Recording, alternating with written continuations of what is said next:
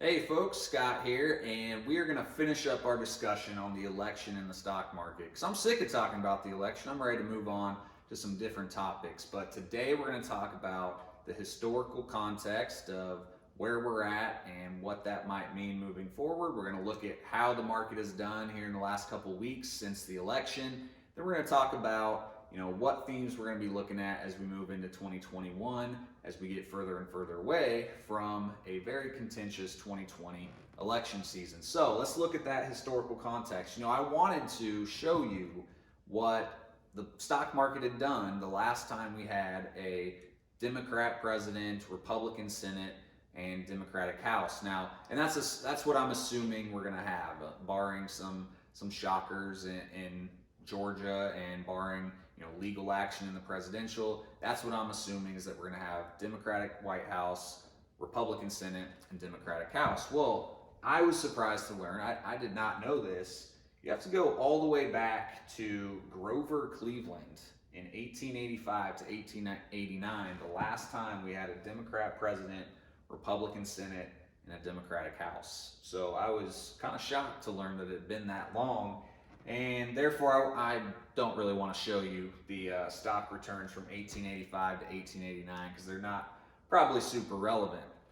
So that's just one more thing that makes 2020 a goofy year. And in 2020, there have been a lot of predictions made. A lot of headlines have been grabbed by, here's the Wall Street Journal saying if Democrats win the presidency but don't take the Senate, equity returns might have a negative reaction. That's the Wall Street Journal, Fox News. People will start unloading stocks if it looks like Biden will defeat Trump. And then, of course, I'm sure you have a Facebook friend or two that has been saying that if Biden wins, the market will crash. Now, their crystal balls so far, they've been off. What have we done since the election? Doesn't mean they won't be right at some point, but so far since the election, this purple line here, that's the S&P 500. Market overall is up 4.7%.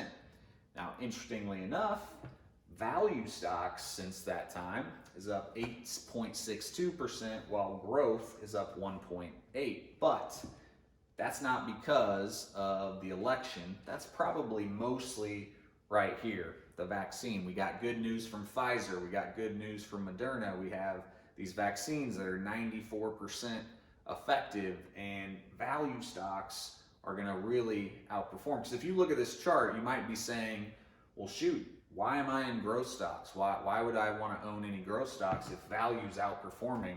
Well, if you would have taken that approach for all of 2020, you would not have had a very good 2020, because it's been the exact opposite throughout this year and really for the last few years. This is just looking at 2020. Value stocks have actually underperformed large cap growth by 34% so far in 2020.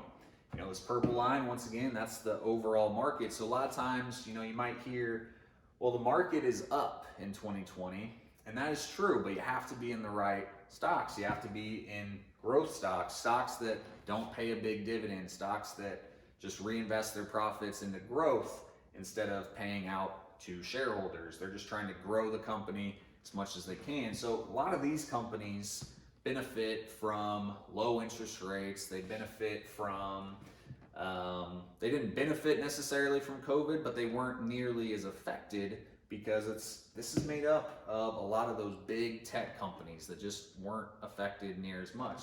Whereas these value stocks, it very much depends on the economy getting back up and running. And so that's why when those vaccines came out, when the good news came out, that's why value stocks started to trickle up, but they have a long ways to go before they catch up in 2020. So as we move further and further away from the election, I hope over the last 12 weeks, a theme that has come across is that we can't just invest based on one variable. That one variable being who is in the White House or which party controls Congress. There's just too many things going on. There's too many variables at stake. Just like looking at this chart since the election, yeah, the market's up, and so someone that's a fan of the way the market or the way the election turned out, they might be able to point to this and say, hey, look at what the market did. It's done great. But to be honest with you, it had more to do with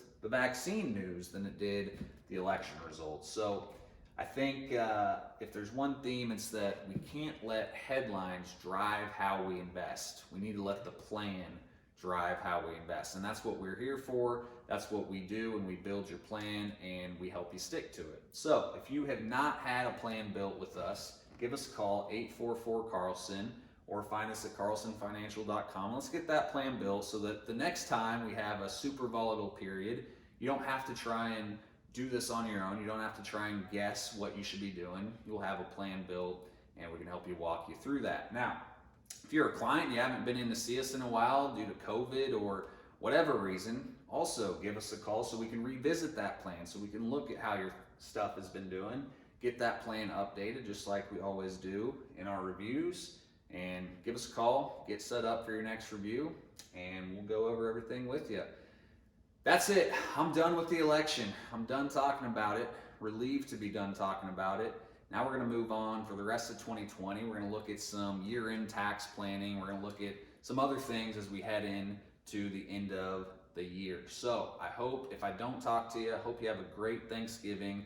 Stay safe, and we'll talk to you in a week or two. Thanks, and have a good rest of your day.